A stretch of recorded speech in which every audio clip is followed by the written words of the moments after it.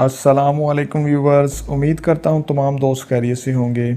आज की ये वीडियो इन्फिनिक्स हॉट 10 मोबाइल के कीबोर्ड की सेटिंग से मुतल्लिक है। फ्रेंड्स, इस तरीका से इन्फिनिक्स के तकरीबन तमाम मोबाइल्स की टेक्स्ट ऑटो करेक्ट मोडिस्ट वाली प्रॉब्लम को फिक्स किया जा सकता है। वीडियो में आगे बढ़ने से कबल चैनल पर नए आने वाले दोस्त सब्सक्राइब कर लें ताकि नेक्स्ट वीडियोज़ आपको लगातार मिलती रहें। फ्रेंड्स, जब हम किसी को मैसेज या व्हाट्सएप में टेक्स्ट टाइप करते हैं तो आप कुछ भी लिखते हैं तो वो खुद ब खुद ऑटो करेक्ट या मोडिस्ट फॉर्म में टाइप हो जाता है। फ्रेंड्स, जब हम इन्फिनिक्स का नया फ़ोन बाय करते हैं तो ये कीबोर्ड की ऑटो करेक्ट मोडिस्ट वाली प्रॉब्लम आ जाती है। इसको फिक्स करने के लिए कीबोर्ड के ऊपर मौजूद इस के वाली ऑप्शन को क्लिक करेंगे और इस सेटिंग्स वाली ऑप्शन में आ जाएं। अब किका कीबोर्ड की सेटिंग्स में आ जाएं।